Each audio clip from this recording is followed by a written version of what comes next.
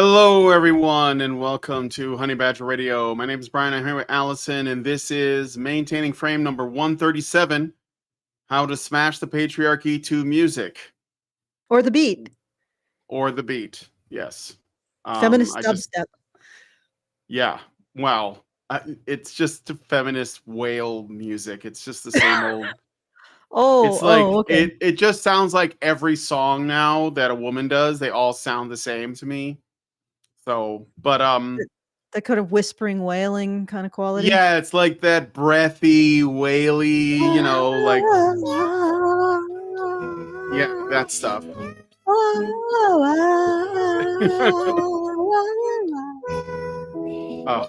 okay, all right. Okay. Yeah. What the heck? Okay, good. That was too much of that. That actually sounds better. That's a cat cover of a Billie Eilish song that so that actually that's a real song, but it's just a cat cover of it, and it was on the Barbie soundtrack. And when women on TikTok and social media wanted to, emote their fifis when they were sad or lonely or felt oppressed, they would cry over that music and put words on the screen. Not kidding. So that is the absolute state of music right now. But we're going to be looking at this video from a channel called Beth Roars, and I suppose Beth Roars does music reviews, or she's a musicologist, or whatever they call people who are music scientists now. And she's reacting to a song called Labor, I'm not kidding, by Paris Paloma, who I've never heard of. I have officially become a fossil. Like, I used to try to keep up with the latest music trends, and I listened to bands all the way through the 2010s. And then I just, like, music is so bad now, I just stopped caring. So it's all fallen behind me. Bring back Led Zeppelin. Yeah. But no, anyway. I think that would probably traumatize people today. Yeah. By the way, that song you played, my cat really resonated with it, and now she is yowling her little heart out because she only got 2 cans of cat food today, and she obviously deserves 4, and she's oppressed. She's oppressed by the humanarchy. Yeah. There she is. She's gonna make her opinion known. Okay. All right.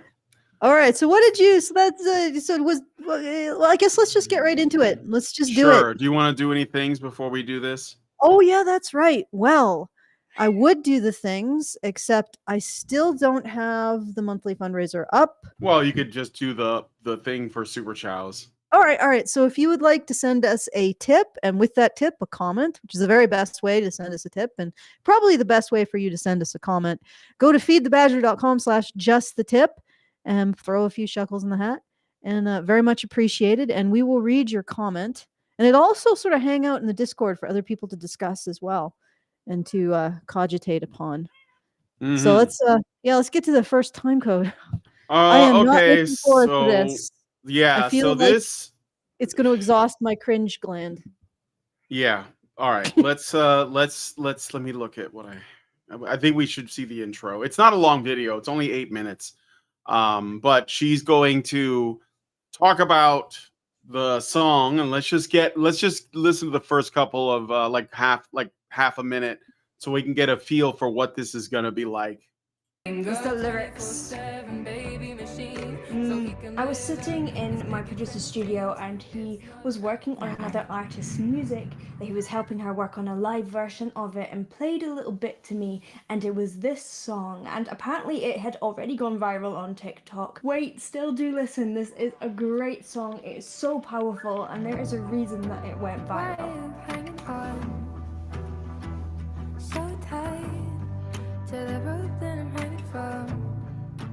You see what I mean? Do you see what I mean? Like all music almost sounds like this now. It's like, this one, whoever this is, she's gonna get a job where she's going to do a breathy cover of a very popular song from the 80s or 90s, but it's going to be slowed down with a lot of like distortions, and it's going to have like you know what I'm like, this is like a thing that they do for all like new modern TV shows and movies. They just take an old song like Sweet Dreams or Tainted Love or something like that, and then they sing it really slow, and they have like some woman do it, and she's vocally frying all the way through. It's I could like make $1 million. Like I can find a song and say, okay, let's get a woman to cover this. I'm sorry, I'm a little caffeinated. Let's get a woman to cover this and just like vocal fry all the way through it, and then we'll auto tune it, and I'll be rich. I swear. Yeah, I just played like 30 seconds, so we'll be careful. And you could also just get a really good filter, and you could be the Yeah, Allison, you dropped your audio cut out or something. I can't hear you. You got to fix it. Yeah, there you go. Yeah. She's making it. You're breaking up again.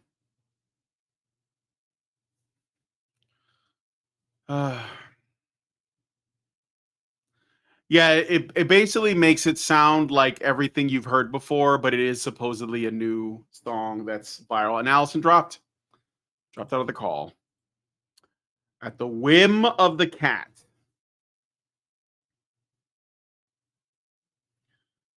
All right. Don't forget the segue into ancient Rome. Remove the cat. Yeah, now Allison's completely gone. I don't know. Sorry. What? Okay, this is the fly in the ointment. She is the one. She is the source of the technical difficulties. I'll put her in the other room. Okay.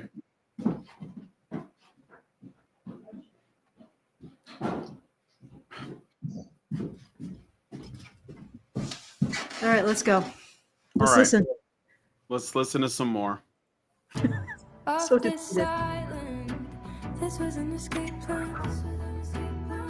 Carefully timed it, so let me go and dive into the waves below. All right. So she's resonating with the lyrics, but I can barely make them out. Can you make them out? I went and looked them up to help us out here. Yeah, you want me to read the lyrics to you? Yeah, I think that's probably a good idea. It's just going to become a discussion of the lyrics. Yeah, verse 1, which we just heard, she says, "Why are you hanging on so tight to the rope that I'm hanging from off this island? This was an escape plan. This was an escape plan. Carefully timed it. So let me go and dive into the waves below." Deep. Okay. So let's listen to some more. Who turns the orchards? Who fixes up the gables? Emotional torture from the heavy high table. Who fetches the water? All right, so I'll read that again. Who tends the orchards? Who fixes up the gables? Emotional torture from the head of your high table. All right. Well, the person who most likely fixed the gables was potentially the groundskeeper, who would have been a man. The person who likely tended the orchard was probably an orchardist, also likely to be a man. So essentially, this song is stolen valor. Yeah. And even on top of that, like, she has to make a reference to, like, ancient times in order to make this point. Like, it's look, I don't know. I think that any woman who finds this relatable is just engaging in cope at this point. Like, I'm sorry, but you're not oppressed. You're not like you are not experiencing any form of labor, much less emotional labor. And I have no sympathy. I really don't care, Margaret, is basically my response to that. I really don't care. I'm going to get a pipe. I'm going to start smoking a pipe, I think. I don't care, Margaret. Just so I can hold it in my hand. I don't like that. First of all, if she was the lady of the manor, she probably wouldn't be setting the table. She'd be Yeah, well, directing a small army of household staff. unless they were living like they didn't have servants and stuff, in which Then they case probably he's wouldn't have silverware or right, glassware. Like right, this is right. this is what's I mean, they construct this fiction about history, this absolute fiction about history, and then they lay in front of it and pretend they're a victim of it. And yes, there was a comment a couple days ago about a woman who was saying, we were oppressed in the medieval times. And it's like, okay, so you are now a gestalt with every woman that's ever lived. Miss me with that Yeah, shit. and men, by the way, And because like men yeah. were also oppressed in medieval times. If there was a class of people who were, who were probably considered lower class. I don't even know if that means oppression, to be honest. I mean, life was hard for everybody. The Yeah. poorest people today have it better than kings of old. Yeah, it's like in So, the that's the truth. Like mhm. the guy at the head of the table, probably a couple of his brothers died in war to have that Yeah, table and that yeah. land. But of course we don't.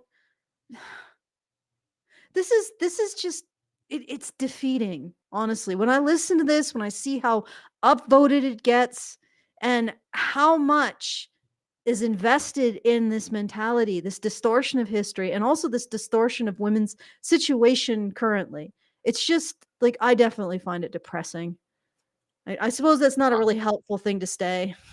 I think that women do this like I don't know, maybe what they want is to feel safe and loved, and they don't.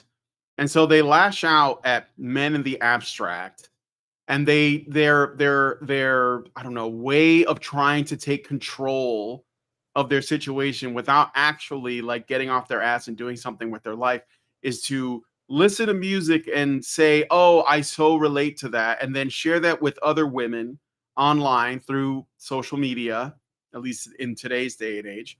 And then other women see that, and they also, it's like this, you haven't watched it yet, Allison, but in Midsummer, there's a scene that was extremely striking of one woman experiencing pain, and this cult, they have all these other women come around her and they all cry with her, even though they're not experiencing the pain that she's experiencing. They're just crying together, like some kind of, like collective blob of sadness and agony. And she is made more upset by that, but also felt more connected to those women, even though they didn't have the experiences she had. And as a man, I just don't get it. So I'm on the outside looking, and I'm just like, you guys look absolutely insane.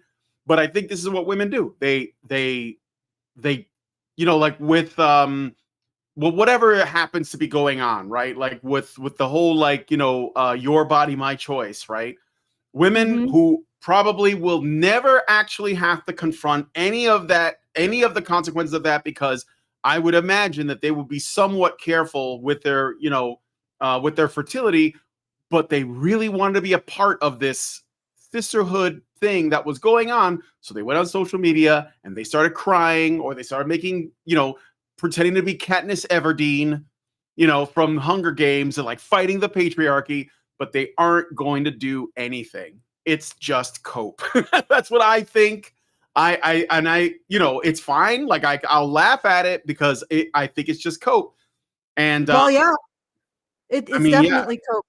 Because yeah, despite being the most oppressed group of people throughout all of human history, in every single epoch of history, women have never made much of an effort to get out of their oppression.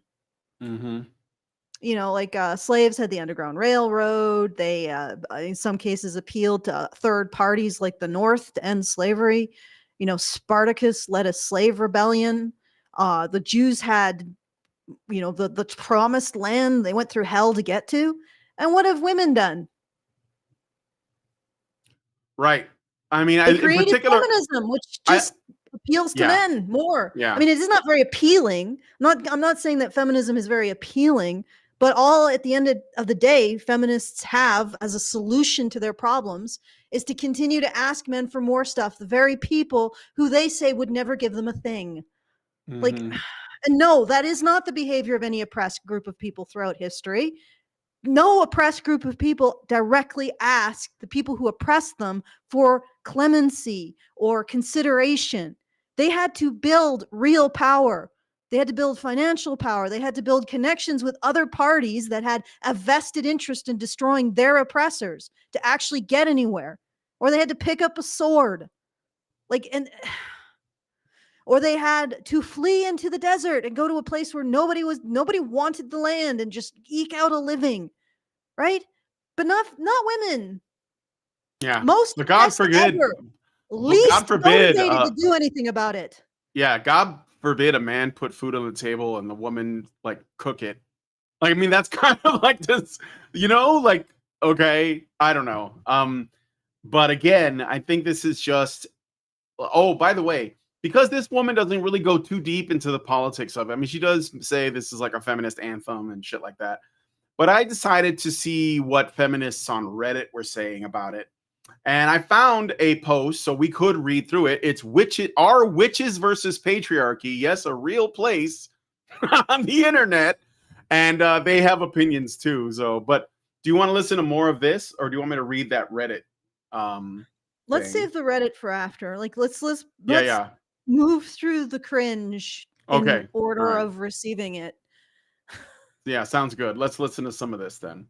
From the Rocky Mountain spring and walk back down again to feel your words and your sharp sting. I'm gonna let it run through the chorus. I'm getting fucking tired.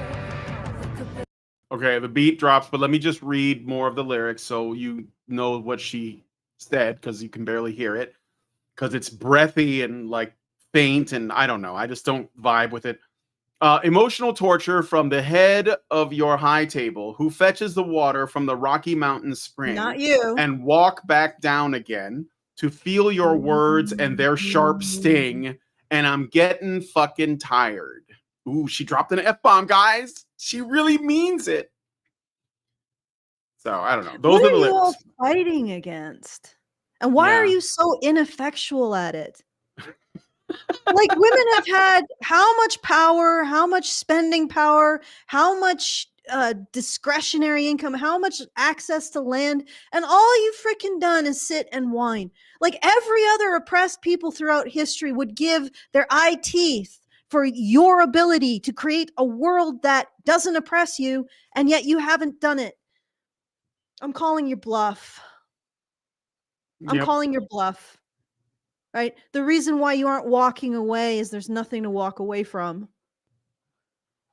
Yep. All right, let's All right. Let's listen to more of the. Now she's getting into the chorus, which of course this chick is vibing with big time. Memories in my eyes are bursting. If all love died, would that be the worst thing? For somebody I thought was my savior, sure make me do a whole lot. I love the high.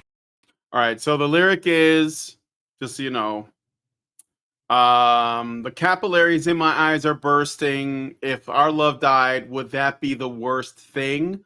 For somebody I thought was my savior, you sure make me do a whole lot of labor. That's what she's saying. Again, are you realize that life is work, right? yeah. What do you think life is supposed to be? Life is suffering. Yeah, like, from. Go ahead. You have to do, like, there's no way around it. Do you think that the creatures in the field don't actually have to make an effort to exist? It makes you do a lot of labor. And this is your big oppression. Okay, so why was your big freedom doing labor in jobs? Like, this is the thing. Like, you setting aside the absolute bullshit that this is historically, you were freed to labor in a job, right? You were freed from homemaking, which in the 50s, as I've said multiple times, went from something that was 12 hours a day, 6 days a week, to about 3 hours a day, 5 days a week. So it was a part-time job because of all of the labor-saving devices that men invented and your husband would have bought for you because he prioritized your free time. All right. You were free. from labor for the first time in human history. And again, women have never forgiven men for that. Mm-hmm. They have never forgiven men for that. They called it a prison. Like, who knew, guys? You know, you build a home, you invest all kinds of labor saving devices, you turn your wife's job from something that, you know, permanently swells her knuckles up so that she looks like a backstreet brawler because she has to constantly go out in the freezing cold to beat up freaking laundry. You know, she has to do her own wood chopping to get heat. She has to make tallow candles if you want lighting. She has to can, and if there is canning, she has to preserve all the food. You take that job that probably took a 19-year-old girl, and by the time she hit 25, she looked like she was in her 50s. You took all of that. You removed it from her life. You gave her a safe place with indoor plumbing, heating, lighting, access to the world's knowledge, ovens, laundry, Running water, electricity, washing machines, refrigerator, all of that. This to absolutely completely remove almost all of the labor of a home, to the point where men could actually live without a housekeeper now. That's the other thing that we don't talk about. Before, men would need a housekeeper because a house had to be kept. It wasn't something that you couldn't batch in the past. But anyway, you did all of that, gave it to your wives. 2 generations later, you still haven't heard the end of how horrible you were. Honestly, if we could go back in time, the beginning of the Industrial Revolution, I would tell men, do not make the washing machine, do not make the dishwasher, do not make the oven, do not make the refrigerator. Let them continue to labor because they won't appreciate it. Yep. Well, that, you know, yeah, like I was saying, they're just cosplaying victimhood. Like, it's their favorite thing to do because it gets them. Most of this is not for men. This is for other women. They're trying to get in the good graces of, let's say, you know, socially hostile women that will shame them and condemn them and alienate them and turn other women against them. And social media, which is Call of Duty for women, is the battlefield under which that happens. So when women dress up as ketchup bottles to protest The Handmaid's Tale, they're mostly doing that so other women see them doing it. When Selena Gomez cries on camera about, like, the, you know, her people being deported, she's not doing that because she actually cares about those people, because otherwise she'd give them one of her 4 mansions. She's doing that so that other women see her doing that.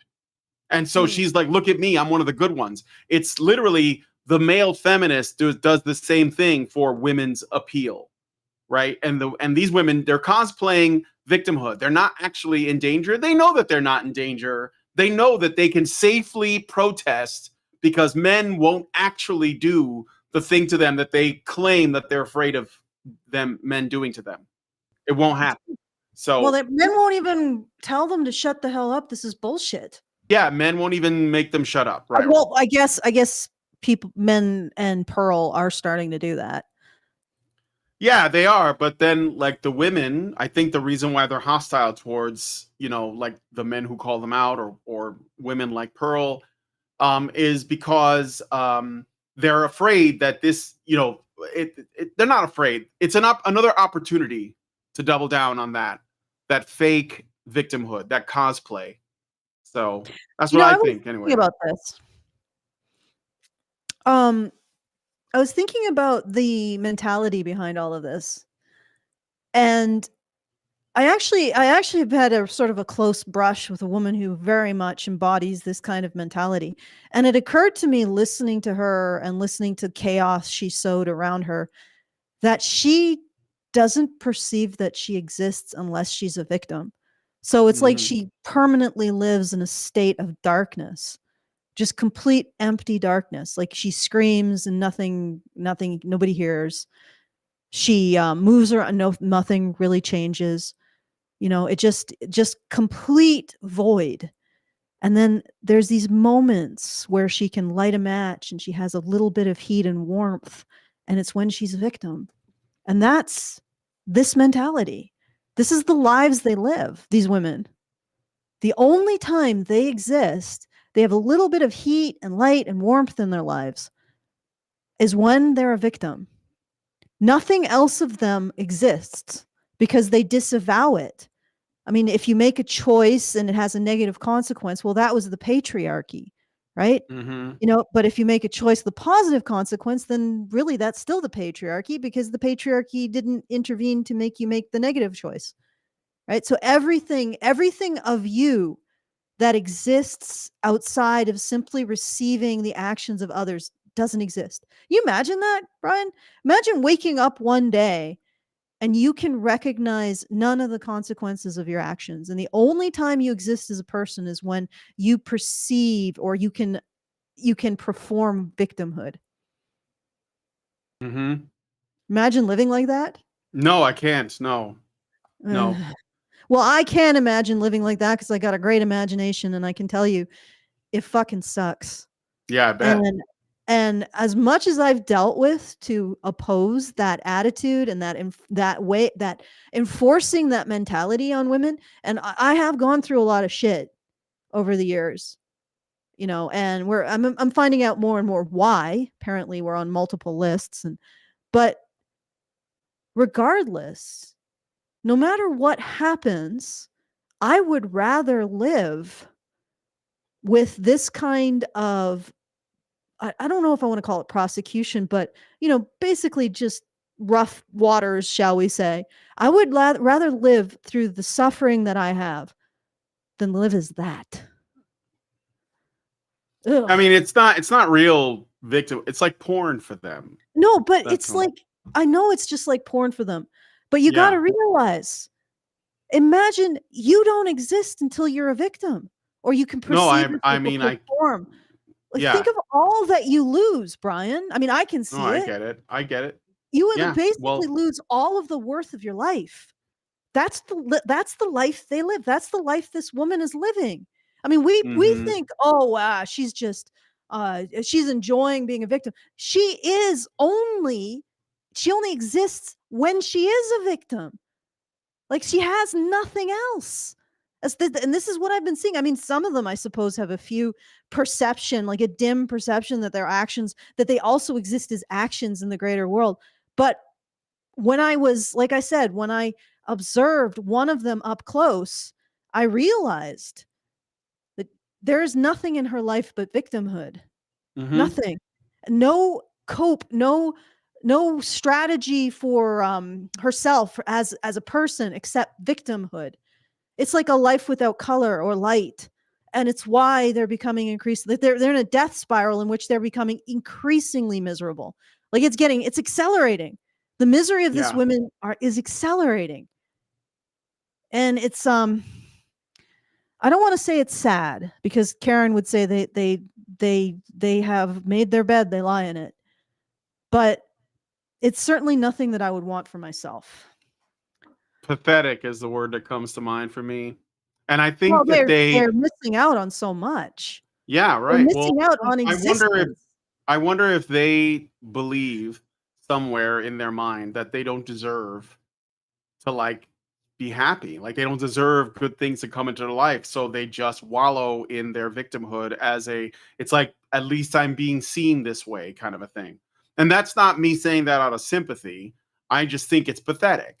And, they're adults. So, yeah, I mean, at some point you have to accept the choices that you've made. Yeah, I'm just saying, like, good God, girl, I would absolutely not live that life. Okay, let's keep on. Let's listen to more of the song.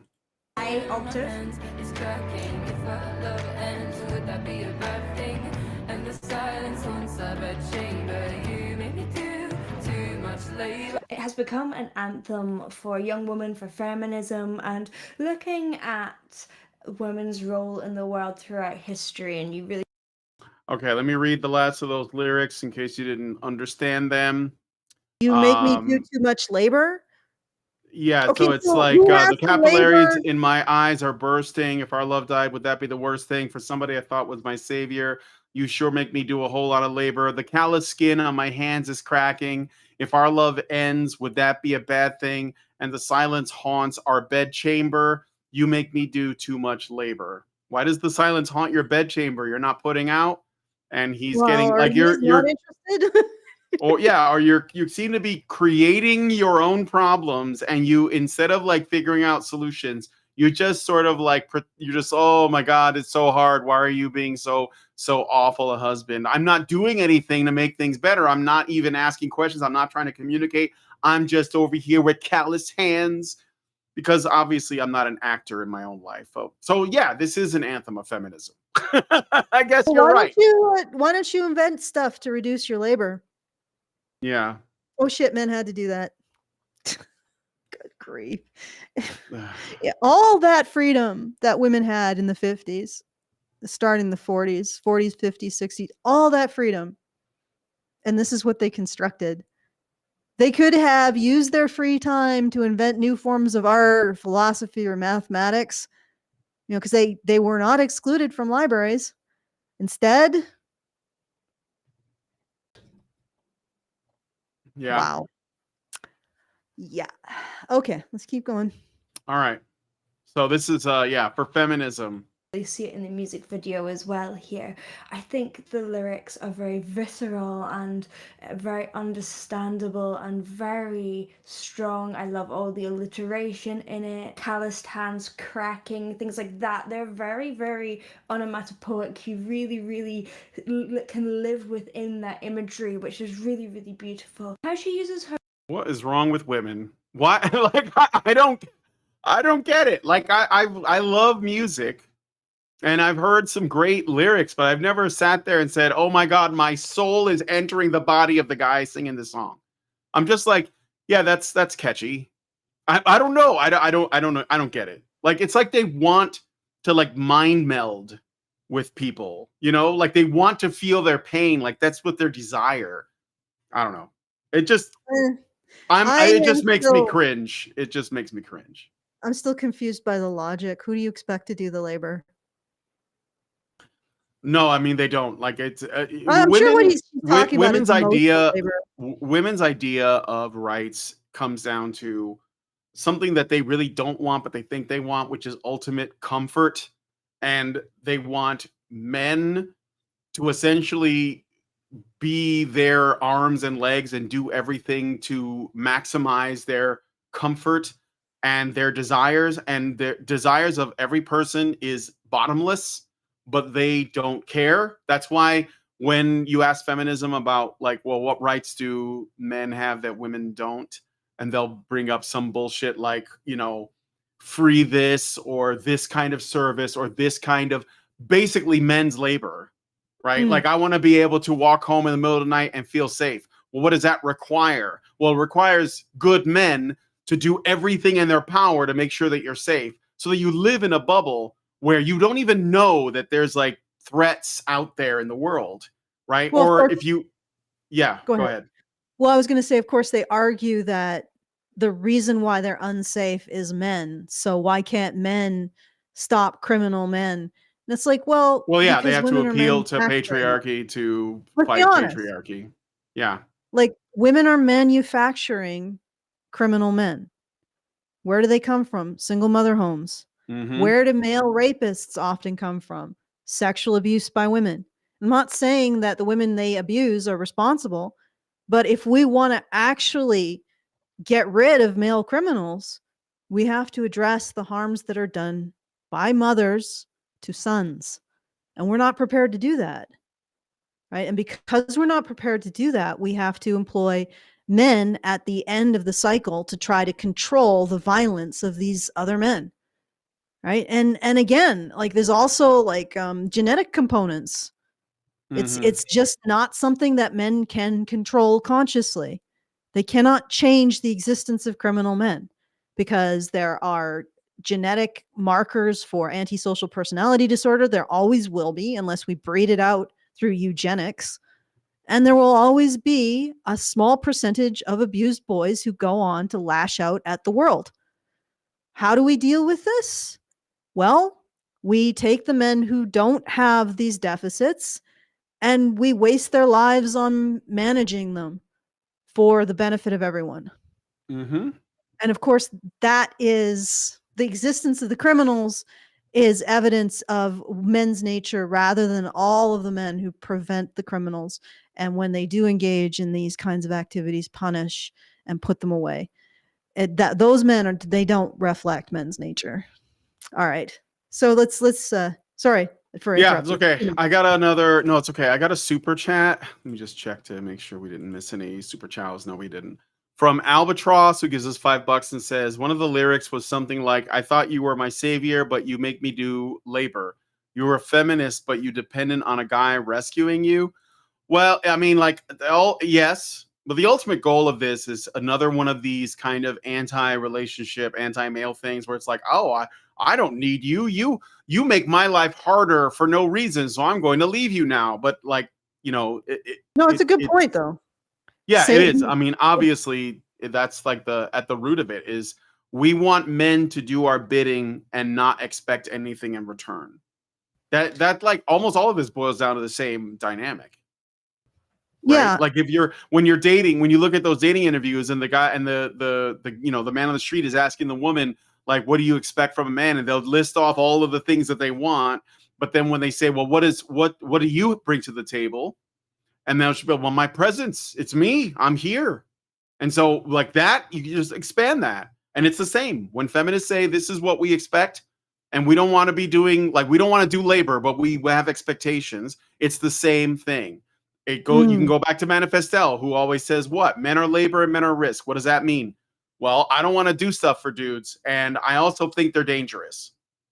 So like, what does that mean? Well, you're not going to be able to commit. Like you're basically saying there are no good men. So I'm just going to not breed and I'm going to die alone. And I mean, like, I know women don't want that, but that's the attitude they have right now.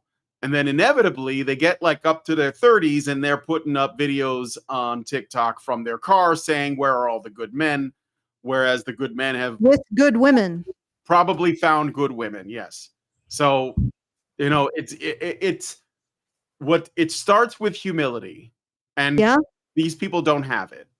Well, and here's the thing. It's not the truth. Okay. Mm-hmm. All relationships are risk and all relationships are work. And in fact, when women end up dating other women, they discover that other women are more risk and more labor than men. Okay.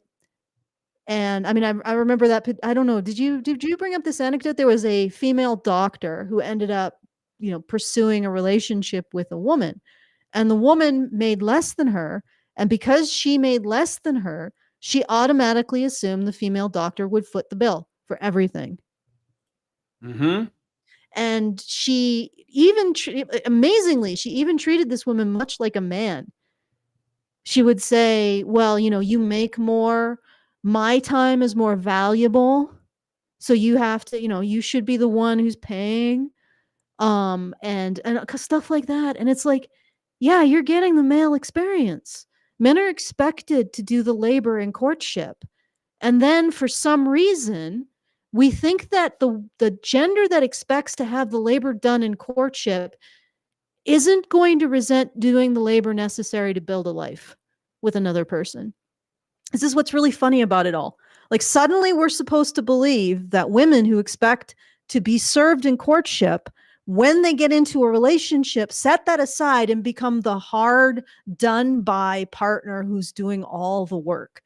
I don't buy it. I don't buy it. I think that what's really happening is you go from a courtship where a man is doing literally everything. Don't do that, guys. By the way, don't. Because the honest to God truth is you do literally everything in a courtship and she has no sense of reciprocity. As soon as the necessary work of a relationship starts or building a life starts, out the door like a rat out of the aqueduct. She's going to be starting to stalk her ex, right? So don't even play by those rules. But regardless, as soon as the woman hits the work necessary to build a life, and she has experienced throughout the courtship not having to pull her own weight, what does she do? She starts to think that she's being taken advantage of. Yep. Yeah, this is the thing. Courtship is to demonstrate at most that a man will provide for you when you are incapable of providing for yourself, which is taking care of children, gestation, lactation, taking care of young children. It's not in order to show that the man is going to haul your ass from A to Z for the rest of your freaking life. And that's what this song is about. It's about a woman who doesn't want to lift her own fucking head. She gets no sense of pride, no sense of self from doing for herself. None whatsoever. All she gets it from is victimhood and getting other people to do things for her. And it's sad, and you cannot have a relationship with someone like that. I hate saying this, but wait for AI and relationship bots. I'm going to call them girlfriend bots, because it's not sex bots at this point. It's someone who can at least emulate a sense of gratitude, fair play, and reciprocity. All right, I'm done my little rant. So let's keep going. Let's play some more. Her voice is really interesting. I'm going to go and scoot back to the first verse. I think she's probably kind of a mezzo alto singer, and she's bringing her head voice down really low, so it's good to like. Okay, she talks a little bit about the music science or whatever. I don't know if that's as interesting. 250. I guess there might be more on feminism here, but there isn't a lot. 26 seconds in. And dive into the waves below. The orchard. It's quite hard for me to stay in head voice that low. Who tends the orchard would be an easier thing for me to do as a slightly higher voice. It sounds like someone who has sat by herself in her room and sung with her guitar, not too loud so people can't hear next door. And it means that then she's mic'd it really, really close, and you get all the sounds of her mouth and the movement. It's very precise, very small. And then when we get into this chorus, let's have a look. There's a big. All right, I'm pausing it there for the banana. I got a super chat. A Rumble rant from NovaFan21 who says, "I hope these insufferable women get even more insufferable and then get surprised when men refuse to put up with them. They would ironically create their own Handmaid's Tale." Well, yeah, I mean, that's been going on for a while. There are ways that women take themselves out of the dating pool, and it's usually because they're delusional. I don't know what else they're delusional about. Like the way, first of all, they don't treat men like human beings with their own flaws. What was that? That was me. Oh, you sounded really weird for a second there. Okay, sorry about that. I was just fixing my like moving things around here, in my little nest of wires. Yeah. Okay, so, well, yeah, that's the unrealistic thing is they want to like have a man crawl into their skin and live their life for them. It's like that's not what a man is for. It's for companionship. It's to have an extra pair of hands when you need something done. It's to build a life together. It's not to totally take over the entirety of your agency and breathe for you. He makes me do too much labor. He doesn't breathe for me. He doesn't shit for me. Right. Women have been liberated right out of like reality. Like they can't even perceive what they're they're so liberated. They don't even know what life is. I think it's actually a really tragic thing. They need a wake-up call. They really do. Because, I mean, it's either going to, like, the thing about it is that suffering is inevitable. And the longer you put it off by, like, trying to, like, avoid it or protect yourself from it or whatever, without actually confronting it, the harder it's going to be. And, I mean, like, some people are going to get through it and they're going to be better for it in the long run. But I don't have a lot of hope for some of these women that live in these bubbles because they're completely like living in a different reality. It's so safe for them and they're so free that they don't know how bad it could get. I mean, people in Germany are figuring that out, but I mean, like, Western women, they think that it's the worst time to be alive right now. And it's like, are you kidding me? So, well, I mean, maybe it's the worst time because they feel like life is pointless. But you're constructing that by not allowing your actions to have meaning. Yeah, I mean, whose job is it to make your life have a point? Yeah, exactly. And I think maybe that's the fury they have towards men, is that men can do everything but make your life have a point. You have to do that for yourself. And actually, men can't do everything. But that's part of what confuses me about these women. It's like I would want to do, like when she says, "You made me do too much labor." I'm like, well, what kind of labor does he make you do? Because some kinds of labor are really worth doing, and when you take responsibility for them, you grow. Yeah, Right? I mean, you have to take baths and cook yourself meals, and you know, like you Presumably, have we're not talking put your about clothes on, take out the trash. Maybe you live alone. You should know how to do those things. This is what I'm saying. Like, why is it that, for example, these female dating strategy types that will say that like having a man is a problem because the men are not doing things around the house, they're not sharing in the housework, or they're not doing their part of the housework. And it's like, yeah, but if you lived alone, you'd have to do those things too. So like, Yeah. what are you talking about? Like, do you live in root in your own shit, and you don't take any trash out, and you don't go to the bathroom, and you don't put on clothes, and you don't shower, you don't wash your hair, you just sit there and just like shit yourself and then starve to death because nobody fed you? Like what is your life? It's return to the ultimate infancy, the Yeah. ultimate state of utter infancy. So yeah, don't get mad because like if you live alone, you have to take care of yourself and you have to take care of your home. If you live with someone, like you're married or something, then you have to, you do this as a team. That's what people do. It's very, I don't even like, why am I explaining this? I don't understand. Okay, simple thing. Just ask yourself what you would have to do without your partner. And there you go. Yeah. That's it. And in many cases, these women wouldn't even be able to pay their own bills without their partner.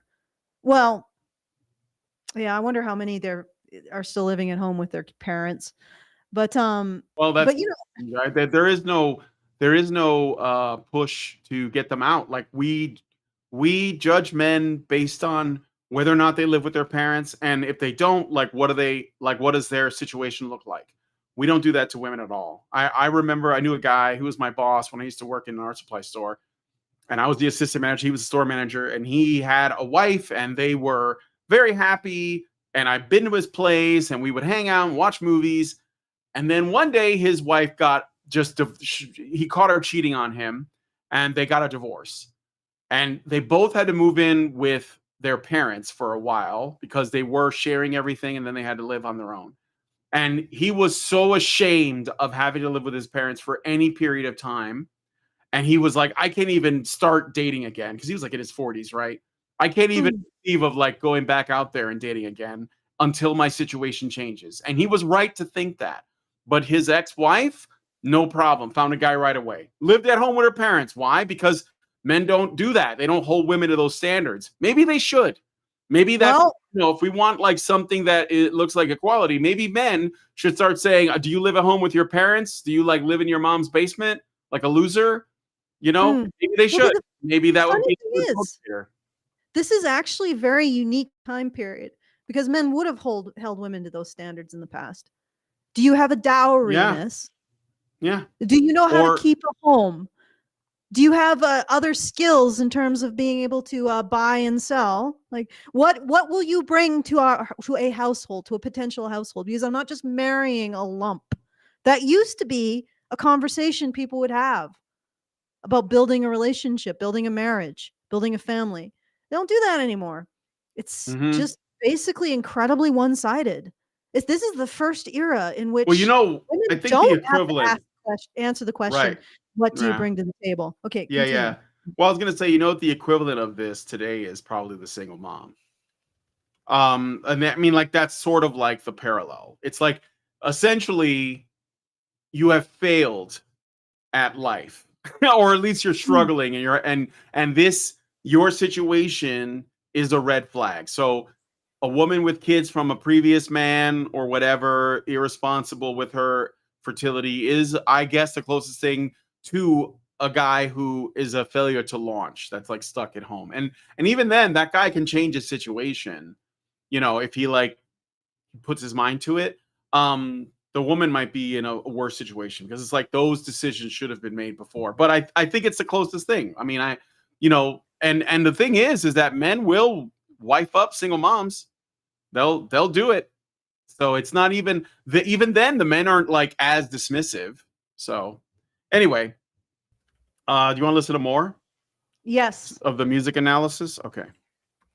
Drum underneath, which makes it really tribal, but she is going lower and warmer rather than higher and bigger.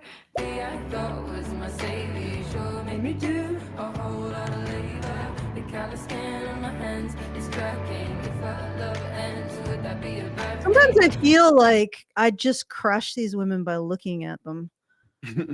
They're just like, where the hell did you come from? Some sort of other dimension in which people are made out of floss, like gossamer sugar floss and light? Like, ugh. Yeah.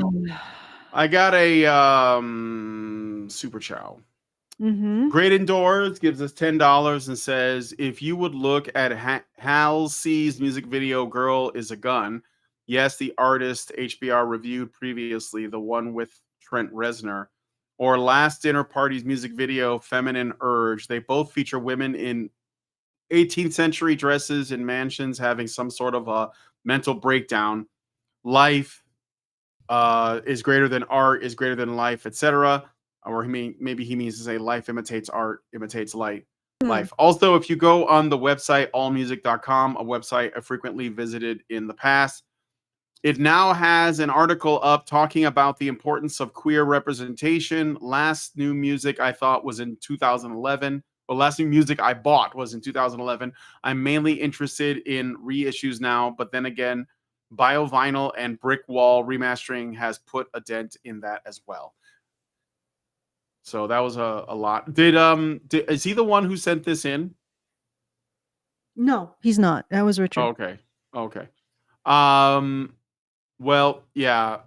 The thing about the 18th century dresses thing, I think there's like, I don't know, maybe I'm wrong, but I think that women, they want, when they want to make a statement, but they also want not just like a political statement. It's not really political so much as just whining, but they want to make a whiny political statement, but they also want it to look good. So they have this, they're drawn to this Victorian stuff like big time, right?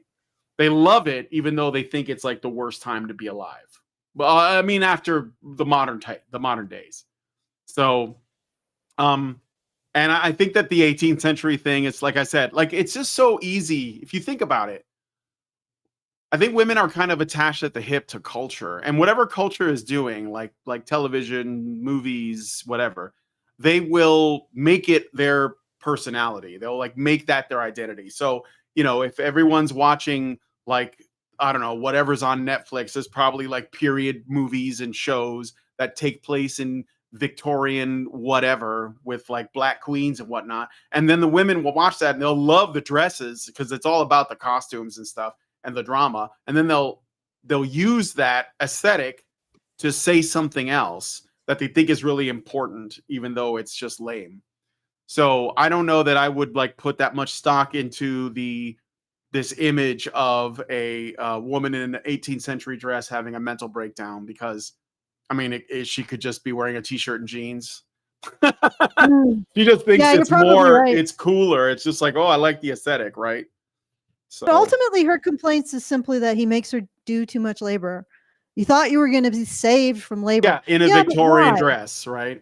Don't you want to do for yourself? Like, don't you want to feel like you're part of something, that you are like you're a partner in something that you're building? Like, why is laziness the ultimate being saved? Mm-hmm. Okay. All right. I guess we'll listen to more. Yes. I love that syncopation on "If Our Love Ends, Would There Be a Bad I'm not really Thing?" interested in her opinion. She's got such a good sense. Syncopation is, what does it say? Rhythms that accent or emphasize the offbeats. Okay. rhythm. She's got such a good sense of rhythm. That warmth is a really different way of doing it. Normally you rise up into the chorus, she's coming back down and being warmer and then layering those vocals, so you do have. So yeah, I mean, most of this video is really just her analyzing the music itself from like a, just purely like mechanical perspective. Which, Mm. I mean, did Richard Beer watch this video? Yeah. Because I don't know if I missed something. I could jump ahead to the next thing. Well, maybe he'll give us a time code that he was in particular. I think it's just the analysis of the music itself. I have all the lyrics right in front of me. I could just read Okay, them. let me just ask something really quick. Does at any Alright. point does she say, "Oh, these lyrics are awesome," and they really evoke the feeling of being a woman in whatever, whenever, however? Does she ever say that? Oh, I watched it, but I thought that after this, it's just like there isn't much. She kind of gushes over the song and doesn't really make any political statements or anything about the lyrics. Just the technique that this singer is using, from what I remember. So, Yeah, sure. Let's just go through the lyrics. Real Raven is saying this is about music production. Why don't you react to the music directly? Well, I don't know that that's what we're supposed to be doing. I think we're talking about the lyrics. Yeah, you realize that we'll don't- get yeeted if we do that. Yeah. I don't want to tear down music producers that are good at their job. I mean, like I said, she made a boneheaded comment about feminism, but like everybody who does usually makes a boneheaded comment about it. So yeah, you have to sort of grade on a curve when it comes to feminism. Yeah. Most people aren't as deep into the swamp as us. They're not quite as hardened, certainly not as much as me. Like 20 years of seeing feminists marginalize male victims has made me very hardened, shall we say. But I mean, yeah. People are saying that she's not like misandrous, but like I said, she does say this is an anthem for feminism and young women. And I'm not saying that means that she hates men, but that means that she does co-sign feminism, which is co-signs on it. At the end of the day, like, I mean, she hasn't obviously been. I don't think she's an activist per se. And we haven't really called her out. No, I haven't said anything about her. Mostly we've been talking about the lyrics. We've basically just been responding to her video to respond to the song, so we don't have to directly respond to the song and get yeeted. See how we're being sneaky? All right, but we can read some lyrics and we'll respond directly to the lyrics just to speed this up. Do you want me to read the lyrics? Okay, well, I got them right here. I also have the Reddit that we could look at as well. But oh yes, right, definitely. so we'll definitely do some Reddit. Yeah. Oh, and also, guys, if you do want to support us, I did just get the fundraiser up, so it's feedthebadger.com/support. And actually, Great Indoors, are you suggesting you would like us to go through a song? If so, then just send me I don't know link. about playing music videos on playing music videos is not something that we really can do. Yeah, because that's what he said. Take a look. People like this can get away with stuff. We get away with nothing. Yeah. Nothing. Like, yeah, because we're being ridden by an entire alphabet soup worth of agencies. Yeah. Okay. Yeah, I don't have a look. The music itself, it's not my cup of tea. Like I said, it's all starting to blend together. I think the general quality of our culture is in decline.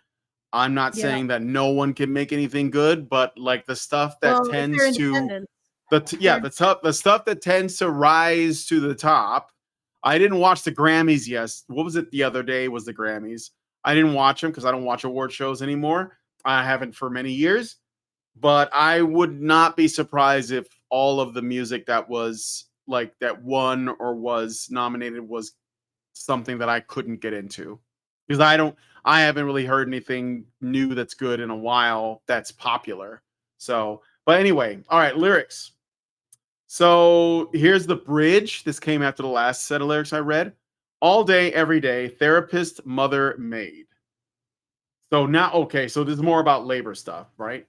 Nymph, then a virgin, nurse, then a servant, just an appendage, live to attend him, so that he never lifts a finger, 24/7 baby machine, so he can live out his picket fence dreams. It's not an act of love if you make her. You make me do too much labor. Wow, that was like a real mother load of crap right there. Let me put it on the screen so you guys can see it. So this is the bridge. Every day, therapist, mother, maid, nymph, then a virgin, nurse, and a servant, just an appendage, live to attend him so that he never lifts a finger, 24/7. Baby machine, so he can live out his picket fence dreams. It's not an act of love if you make her. You make me do too much labor. Gish Gallop in a song, yeah. Alston, I can't hear you if you're talking. I still can't hear you if you're talking. Hello? Yep. Okay, all right, I'm back. Well, let's discuss this. All right. So, what is acceptable labor? Okay, all day, every day. Therapist, mother, maid. Okay, what is acceptable labor? Bringing in half the income? Let's just go one thing at a time. So what is meant by therapist?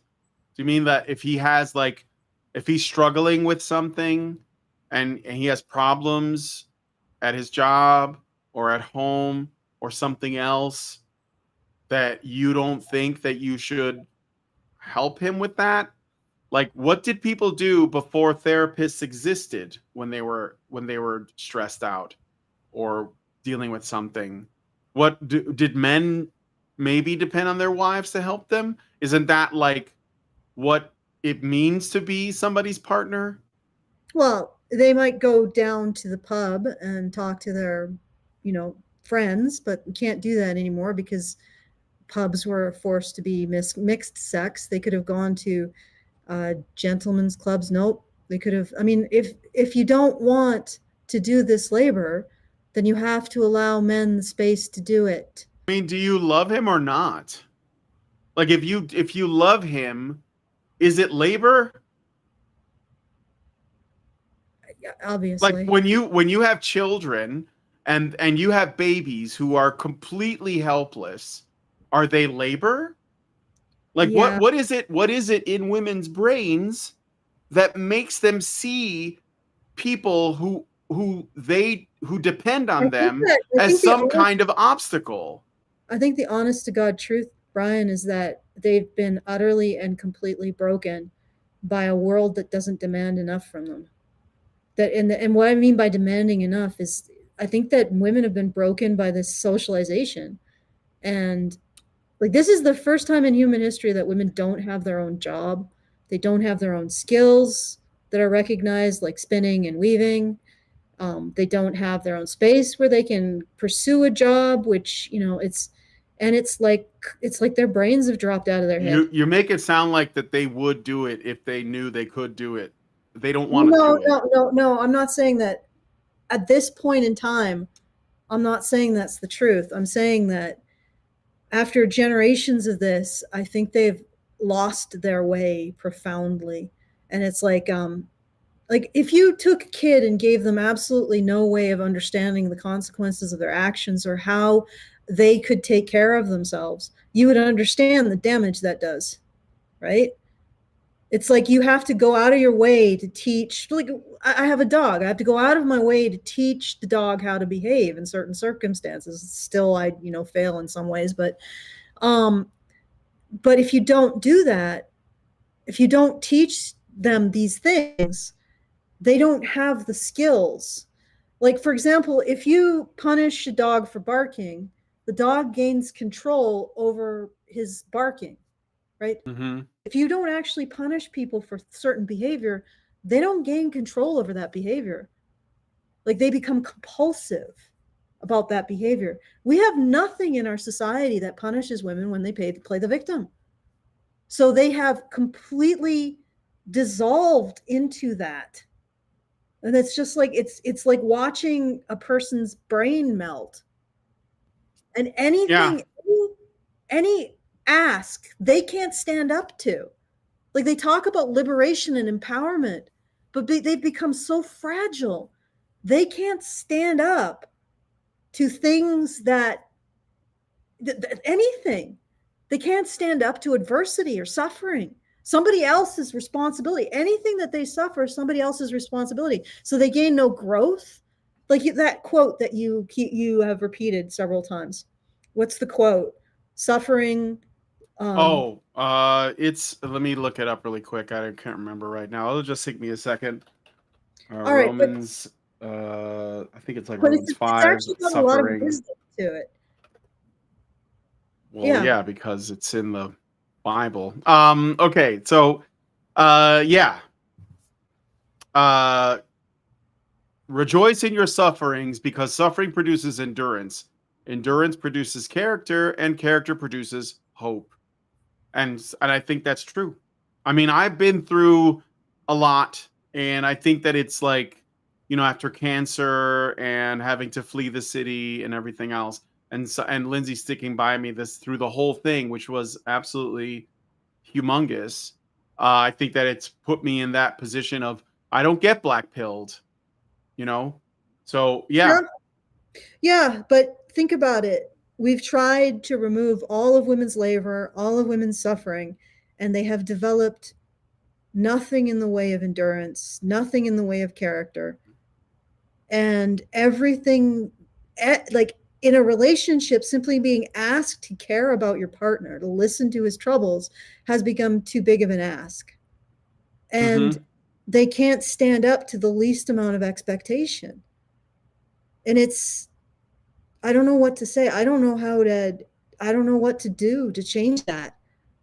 But it's what do you have if you don't have character? Like, what do you have if you don't have your ability to overcome adversity? Like, what do you have left if you don't have that? Yeah. I mean, the suffering is coming. There's like, and the longer you put it off, the worse it's going to be. But we'll see how you respond to it is going to determine, like, you know, whether or not you continue to suffer, or if you will actually like find some hope.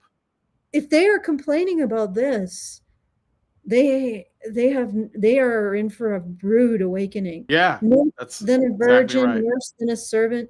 Like, well, first of all, right now in the US, according to the General Social Survey, men do about 4 to 5 hours more work a week than women. And that isn't even accounting for the fact that men and women judge work differently.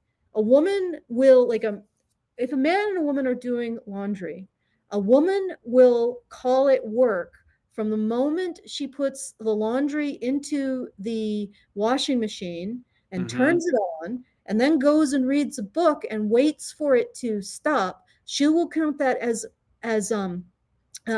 labor. So she turns the washing machine on. She goes and reads a book, I don't know, with Fabio on the cover. And then when it chimes, she goes in, she puts it into the dryer, she turns it on, goes, reads the book, it chimes, she takes it out and she folds it, you know, like maybe 3 hours, right? All of that she will list as labor. Yeah. Every single minute of that will be 3 hours of labor that she did. A man will do exactly the same task, and he will estimate his labor, how long it took him to turn it on, put the stuff in, how long it took him to move it into the washer and then turn it on, and how long it took him to fold it.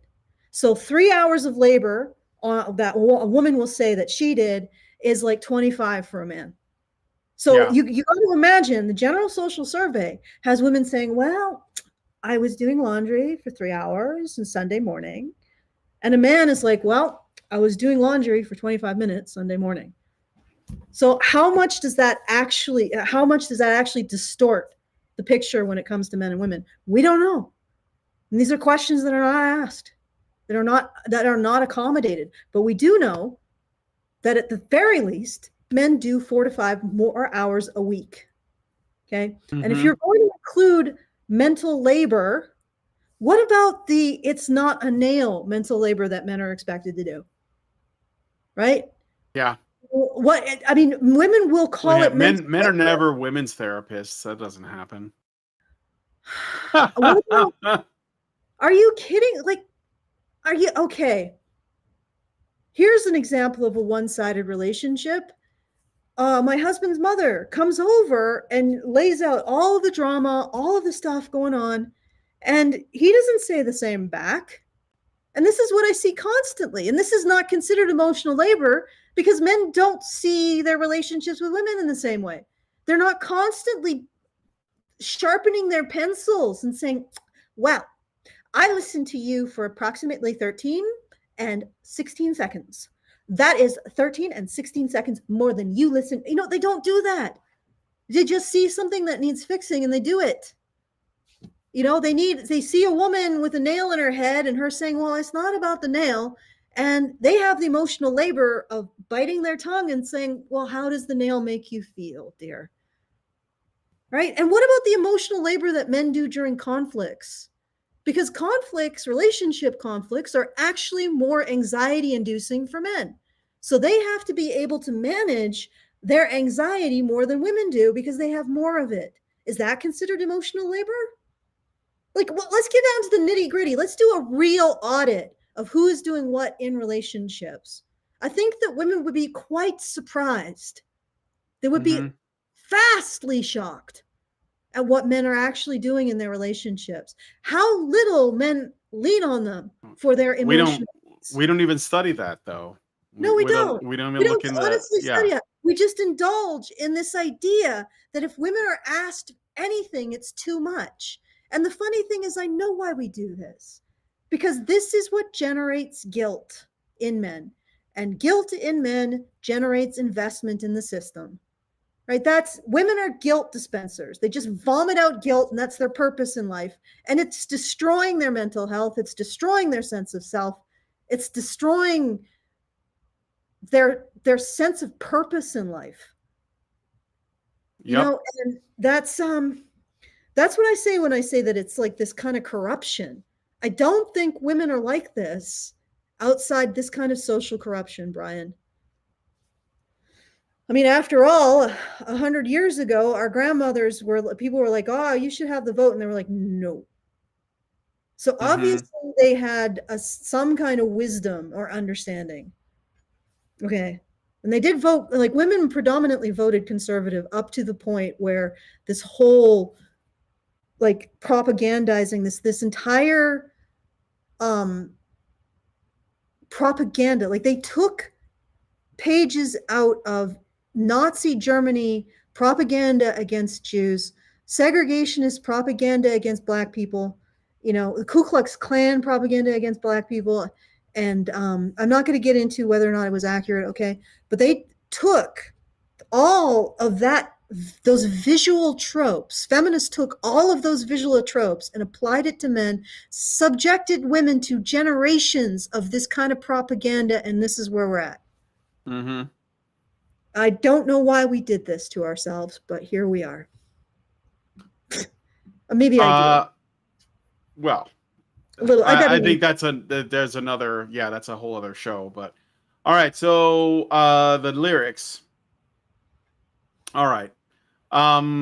So nymph, then a virgin, nurse, then a servant, just an appendage, live to attend him so that he never lifts a finger, because men don't work. 24/7 baby machine so he can live out his picket fence dreams. It's not an act of love if you make her. You make me do too much labor. All day, every day, therapist, mother, it's the same thing. So that's the bridge. How does he make you? You know, his thrall. It's the thrall. We're back on that. I don't know. Doesn't say. Doesn't matter. Men do that. Men do this to women, and you're crazy for questioning it. Well, it seems Chorus. this is sort of critical for me. Like, I would like to know how this happens. Oh, I know, but they have no interest in answering that question. I would like a good and reasonable argument for why I should give up my sense of responsibility and consequences to my actions in my life. Because as far as I can, it's like I've got this little hoard of gold, and the feminists are like, you don't need that. I'm like, no, I think I do.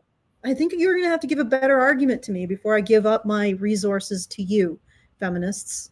All right. So then they do the chorus again. So capillaries in my eyes are bursting all day, every day. Therapist, mother, maid. If our love died, would that be the worst thing? Nymph and a virgin, nurse and a servant. So it's basically the whole thing is about labor.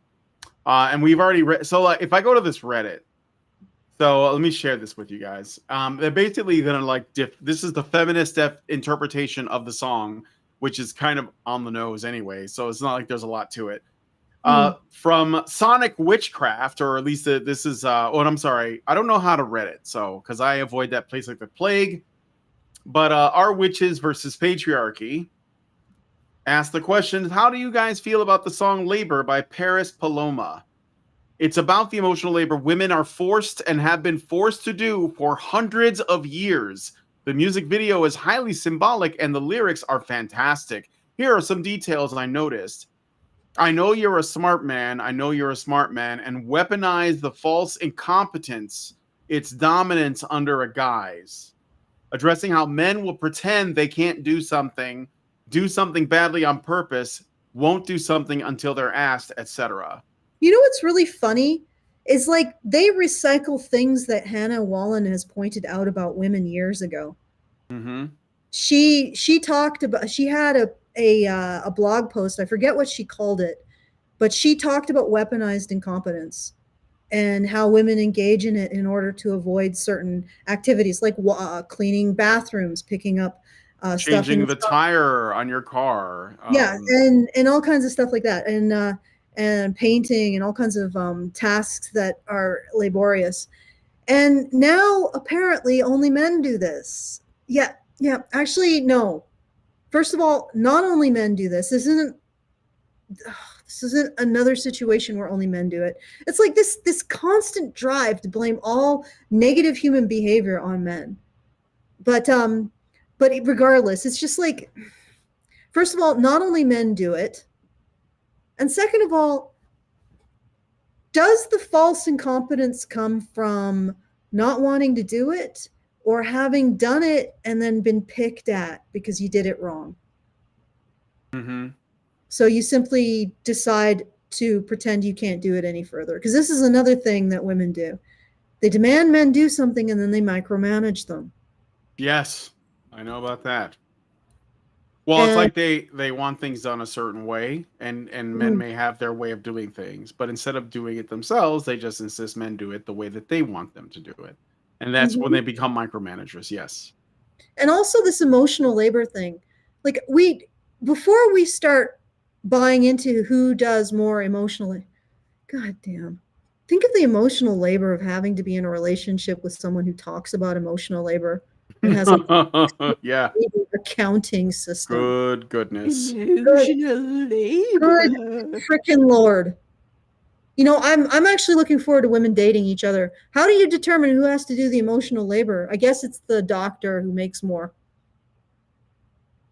She can't be expected her partner to do emotional labor because she brings in the money, so she should be the one who does all the emotional labor and most of the housework.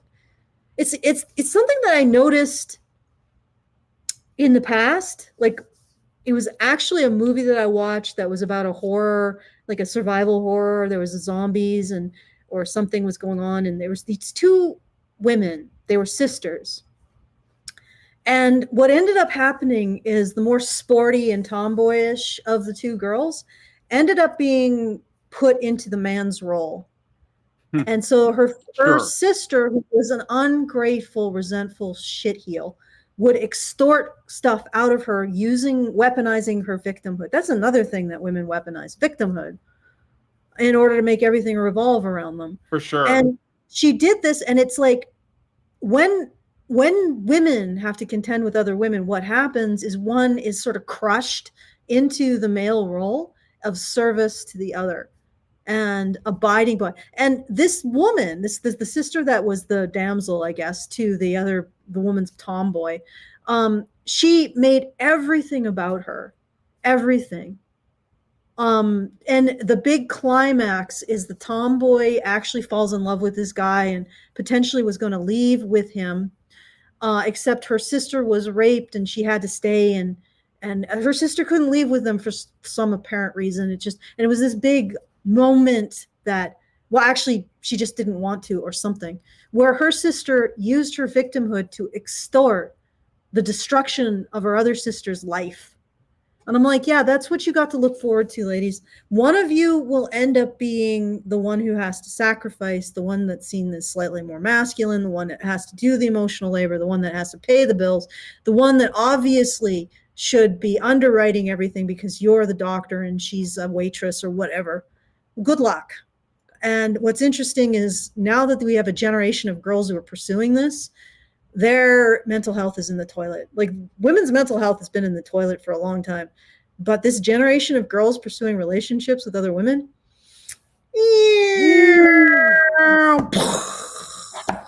in a generation, they you know that Bill Maher joke about lesbians.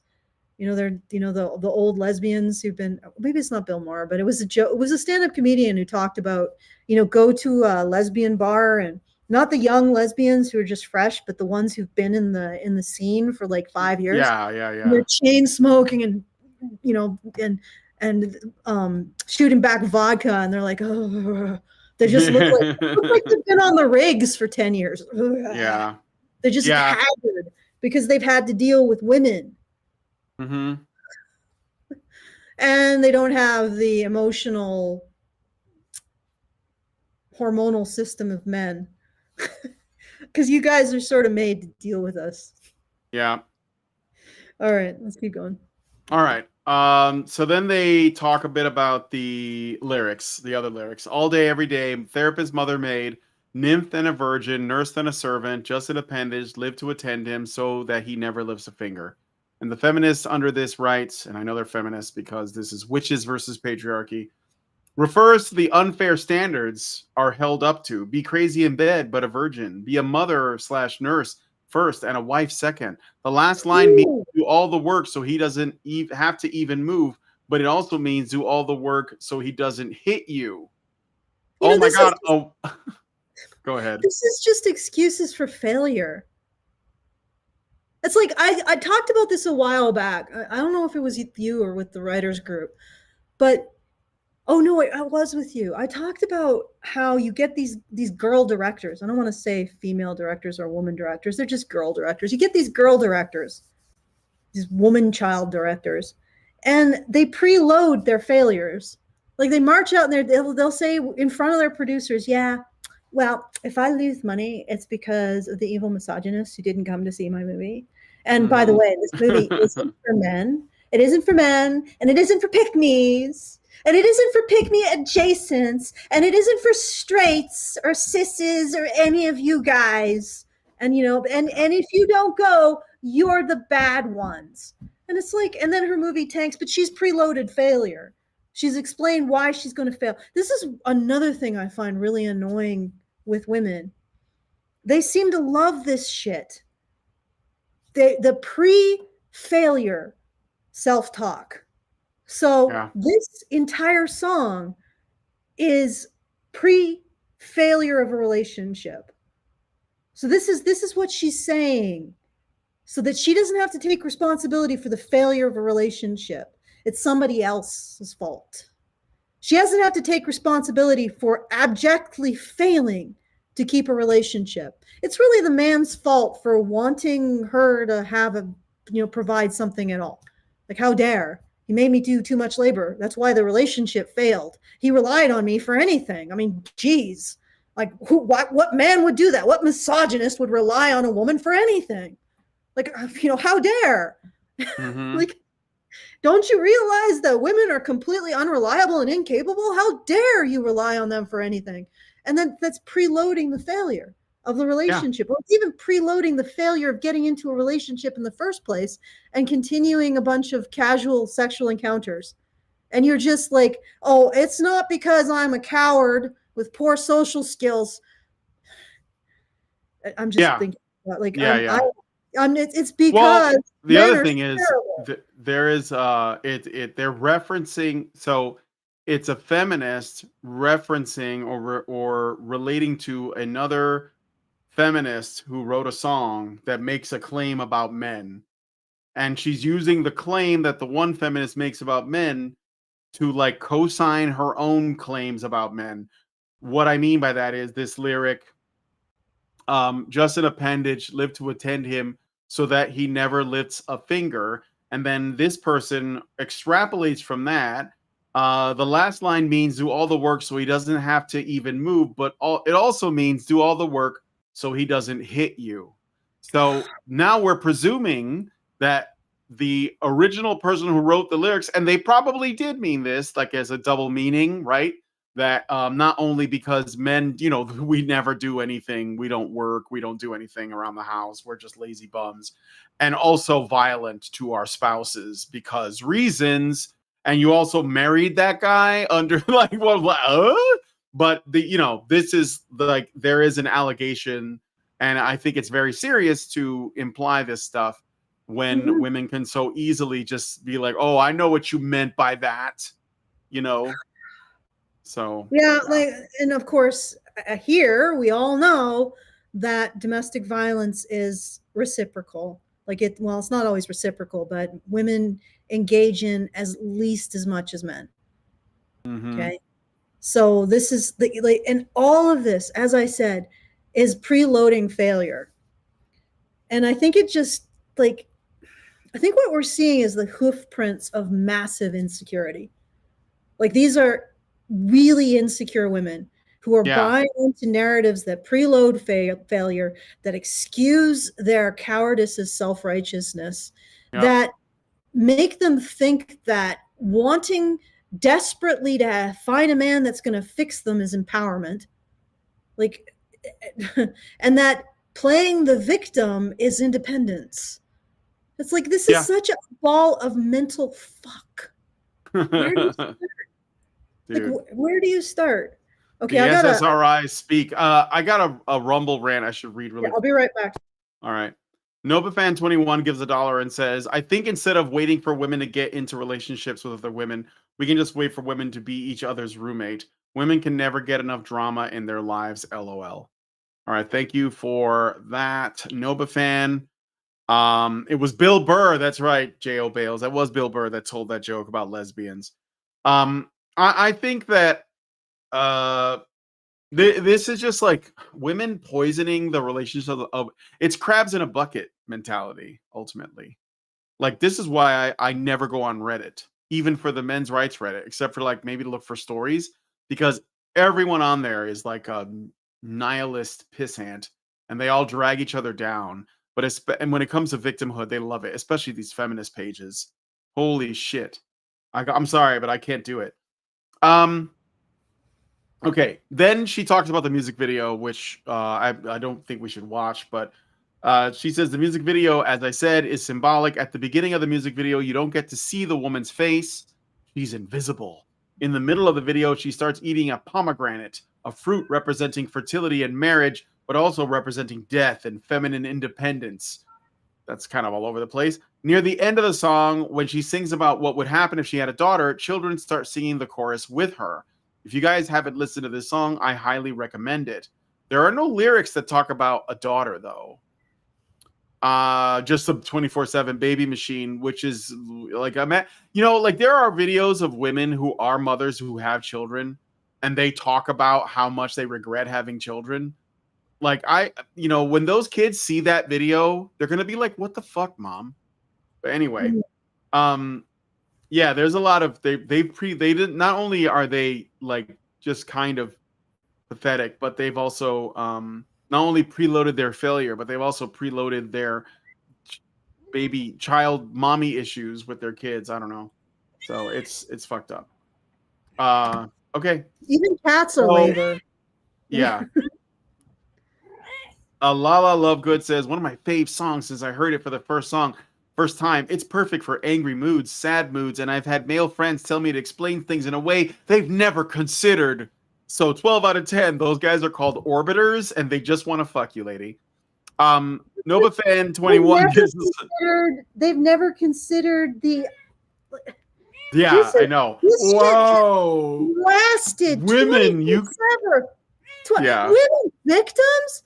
I never heard that. Still viewed as chattel. Says chattel, dudes. Okay, Noble Fan gives another $1 and says, "Feminists date bad boys and ignore healthy men." Also, feminists, why don't men do all the housework after his full-time job? And why do men refuse to take us at our word? Dude, I don't know, man. We know. Disastrous Choice says, "Can we talk about how this song is a spell? Like, holy fuck, you can feel the power vibrated down to the mitochondrial DNA." oh. Oh my god. It's a spell, guys. A spell. Yes. In the name of Satan. My favorite line. Yeah. My kiddo sent this to me, woke me the fuck up, and I'm eternally grateful. Oh no, you fucked your kid up too? Ugh. Yeah, so these are just woke you up to what? Like, know. isn't our society completely saturated in the idea that women are victims? Because again, that's women's function. That's our main function in our society, is to dispense guilt in order to get men to buy into the system. It's like, I don't know. I don't feel like that's my only role in life. Yeah. Just vomit forth guilt to make men feel like they're obligated. So if you want to subject yourself to it and you're watching, the song is called Labor with a U by Paris Paloma.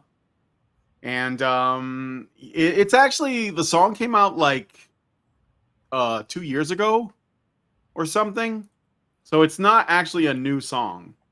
It came out in 2023. Yeah, March 23rd. So like 2 years ago. And the woman who made the video response made it a year ago. So what I'm guessing is that the song is old, but it went viral on TikTok later, because there's a lot of like songs on TikTok that become popularized through TikTok. And that's why Beth Roars made a video about it. But it's trash. And people who like it are also trash. Well, so, it's pre-failure. Yeah. There needs to be things that women can fail at. And they need to be able to fail at life. And men need to stop saving them.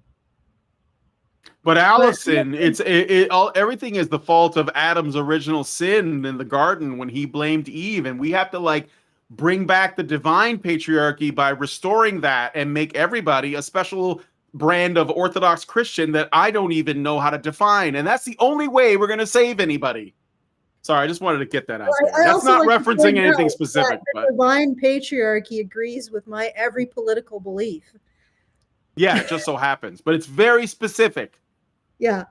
Okay. I don't know if we should allude to our own. No, I just want to throw it out there in case you're wondering. That's the fix. Do you ever rewatch Coast to Coast when it was Art Bell? He used to have this caller called JC. And are you talking about Space Ghost Coast to Coast? No, that's. I don't know what that is. I didn't watch either of those, but I was just curious. It was based on a actual talk show called Coast to Coast that dealt with the paranormal. And I see. The Coast used to have this guy called JC, who's a bit deranged. Like he was JC? Yeah, he believed that Satan was behind everything, and he's a bit of a Bible thumper. Does JC stand for Jesus Christ? Because maybe he was onto something. Somebody ask him, what does the JC stand for? But anyway, he and it feels like maybe we've got our own JC. He used to be hilarious when he'd call in, and he'd say to Art Bell, "Oh, you're full, you're a spawn of Satan or something." It was good. All right, I'm just saying that this is a little bit of an obscure reference, so I made another obscure reference to increase the obscurity. That is pretty obscure. Apparently, that show you're talking about is still on. Yeah, it is. It's just with a different. Yeah. Okay, I gotta satiate the cat. All right. Maybe we should wrap it up. I don't think there's any more blood we can get out of this rock. No, I'm sorry. So. Pomegranate juice. You gotta squeeze the cat. Squeeze it. And then she settles. Squeeze the cat. Squeeze the kitty. Gotta hold her like a football. Some people know this reference. Okay. All right. Yeah. There's nothing more that we can squeeze out of this rock. Yeah. It's done. It is Well, completely. I hope this was a satisfying dive into. What it does tell me though is honestly, it's very easy for a woman to make a lot of money with music because all you got to do is sing about how hard it is for women. You don't have to Mhm. be good at singing. You can auto tune it. You can have AI write the lyrics and then just put it out on. I swear to God, you will make millions. You'll make a mint. Maybe I should do it. I can get an AI voice that sounds like a woman, And then then you can get AI to write it, and then just put a beat to it and put it out there on TikTok, and maybe like put stock footage of a woman crying in her bathroom or something with like mascara running down her face, and I'm done. I'm gonna wait. I just wait for the checks to come. What lyrics do we have? I'm a woman. All you got to do is powerful, and I'm a victim of everything imaginable. Yep. Of all the things imaginable, exactly. I'm a victim of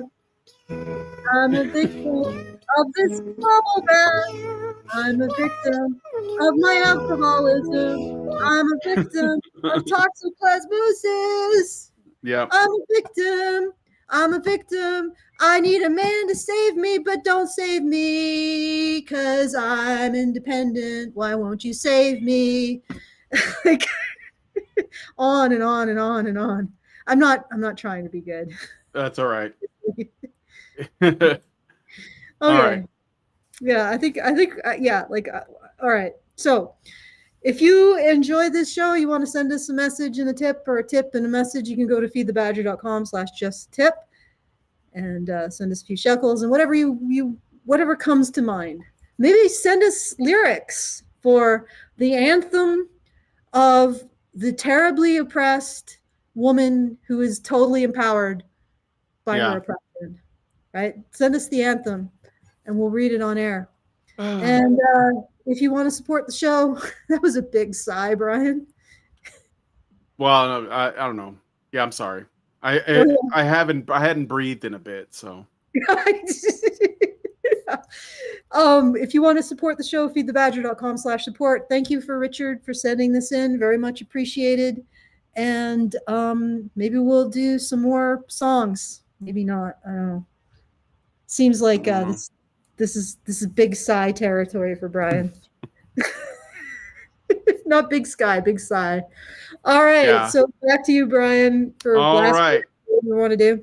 That's cool. If you guys like this video, please hit like, subscribe if you're not already subscribed, hit the bell for notifications, leave us a comment, let us know what you guys think about what we discussed on the show today. And what